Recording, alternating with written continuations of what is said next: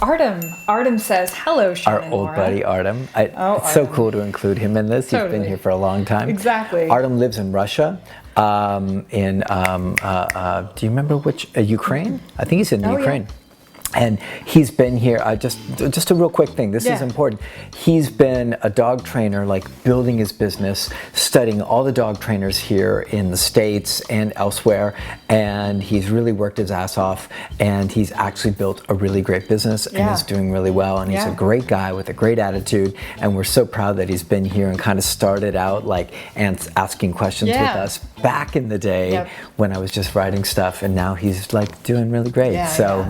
Really proud of him. Good work, Artem. Yeah, he says, I can't believe it's episode 100. Unbelievable. My congratulations and best wishes to you guys. You're the best. I remember that you first answered my question when Q&A had a text format, so time is really going fast. So this is my question for episode 100. It's about self-control when you're around dogs and working them. It's obvious that if we use even the best tools and strategies ever, it doesn't mean anything to the dog if the handler is emotionally unstable. Yep. What is your personal formula, Sean and Laura, to being cool, calm, and steady around different dogs with different issues? I remember, Sean, that you honestly mentioned in a few posts about your beginnings with your personal dogs and said everything was a mess, including your emotions and attitude. So how do you become stable around dogs, and what do you do now to keep moving forward with that, reaching new highest levels of emotional stability no matter what dog you're working with? Thank you guys, you're awesome, and love you. Man, that's a really great question. Such a great question, Artem. Yeah, it's really great. Do you want to tackle it first while I do the dishes? I'm going to set the timer.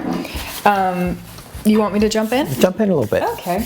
So, I think this is something that Sean taught me really early on about just training in general, was just like, I'm gonna just tackle the part about the actual training part, which is like when you're working with a dog, and obviously dogs can be trying. They can try your patience. They can, push at you. They can push your buttons. Yeah.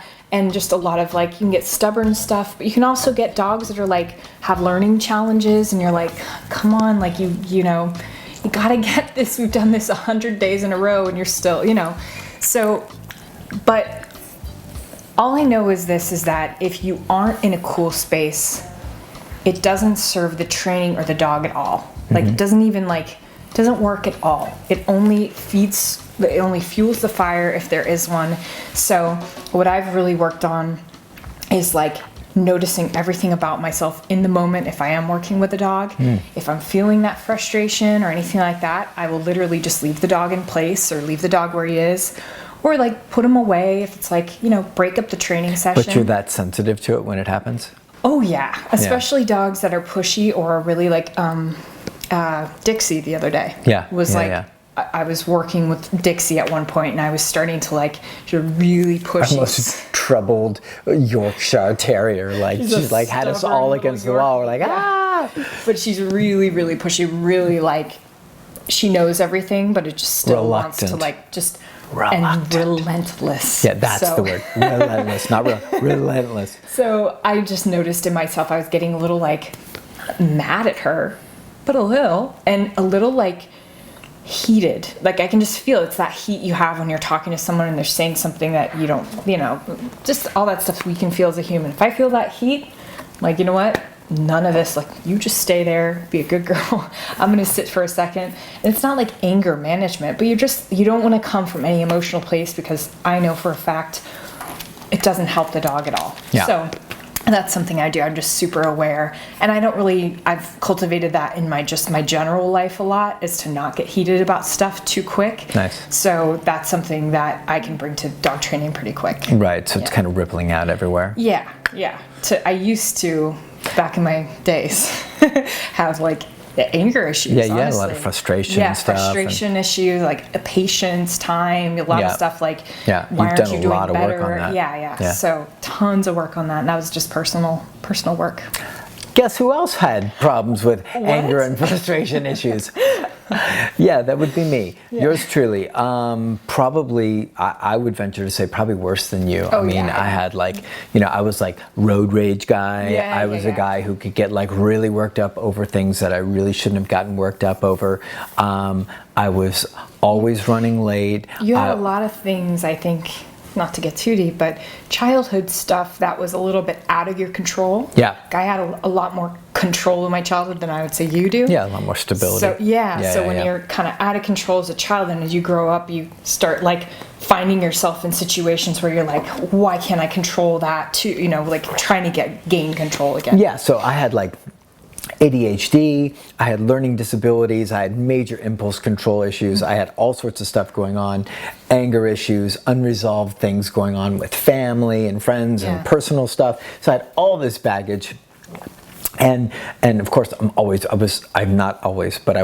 used to be running late all the time, which caused me to be in this super anxious state all the time, right? Frantic, always leaving my dogs in that state, which was terrible, like, because I had a separation anxiety dog, so like, I'd leave him with all this crappy energy and all this stuff. And to be honest, Artem, the thing that's helped the most, it's always the same. It's like awareness and intention and focus, right? Like, this is what I want. I want to be better at this.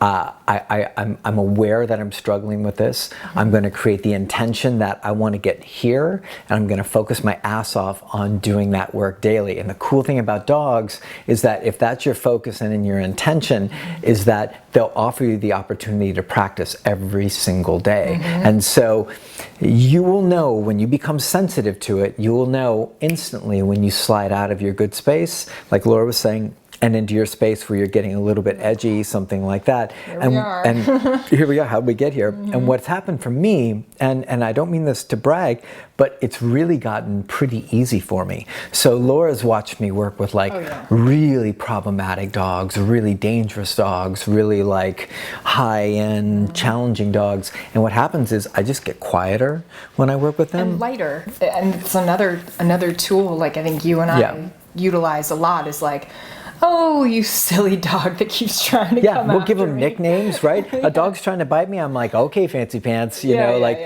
I can either get into a confrontational, like, it's you and me, and here we go, right? Which is going to create a lot of this. Friction, or I can be like, buddy, wow, you sure look pissed off. And it's a little passive aggressive, right? But it's good to kind of like... It lightens your tone. It lightens things up, and it keeps the vibe kind of easy. So I think that you also have to decide, like, okay, cool, that's the intention and the focus, but then you got to decide to do your work, right? And what is that? For me, that work was going to therapy, working through like childhood problems and frustration and anger and things and baggage I was holding on to, reading a ton of books that started to move me in a different direction, listening to, oh, we got a new alarm this time, listening to audio, watching videos from all the guys that were inspiring. And one of the things I talk about the most with influence stuff is that one of the coolest things I don't think people think about or even talk about is that not only do influences like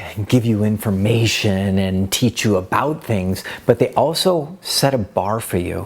They set a bar for you character-wise and behavior-wise. And this was something I had no idea about until I got deep into it.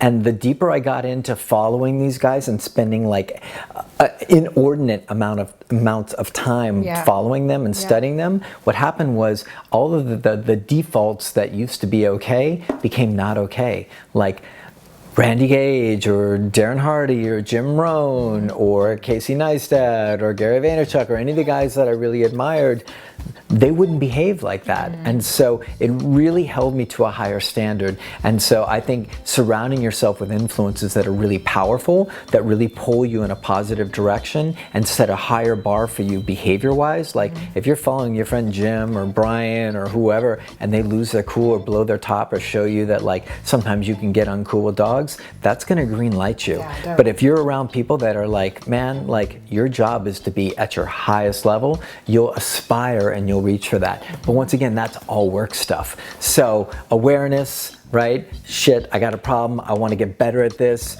Intention, focus, doing the work, surrounding yourself with influences that help build that stuff up and drive you in that direction. And what happens is the dogs give you opportunity to practice every single day. And if you're doing that work, you'll look back 6 months from now and you'll be like, I've become like a Jedi Knight. It's a wild thing. Yeah. When I work with dogs and I remember how frustrated I used to be, and I can have a dog give me any trouble, and I'm just like, it just it doesn't even land on me. It's a pretty exceptional thing, and it gives me a huge bit of leverage on helping dogs that are in a bad space, because the last thing I'll close this out with is if you've got a dog up here and you're here and you start doing this is what you get, right? So when the dog's here, you're easy, cool hand Luke to draw the dog in that direction. Anyways, hopefully that helps, you know, I think you've already done an awesome job, and I think if you just keep focusing on what you want, you'll get there. And you know, you're a great dude, and I think you'll get what you wanna get. Yeah. Okay. Thanks, All right. Adam. Take care, bud.